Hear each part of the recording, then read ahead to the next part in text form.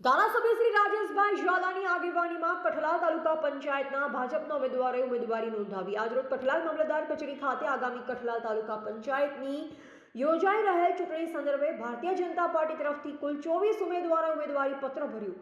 ઉલ્લેખનીય છે કે આ વખતે ભારતીય જનતા પાર્ટી મોટાભાગના ફ્રેશ ઉમેદવારોને ટિકિટ આપી છે, ત્યારે ધારાસભ્ય શ્રી રાજેશભાઈ ઝાલાની આગેવાનીમાં તમામ ઉમેદવારોએ પોતાની ઉમેદવારી નોંધાવી હતી, જેમાં મોટી સંખ્યામાં સમર્થકો જોડાયા હતા.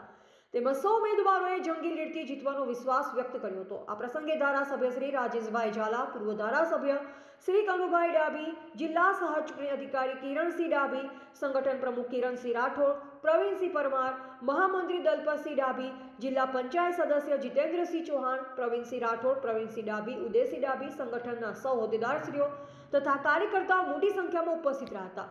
રિપોર્ટર મનોજસિંહ સોલંકી, કઠલાલ.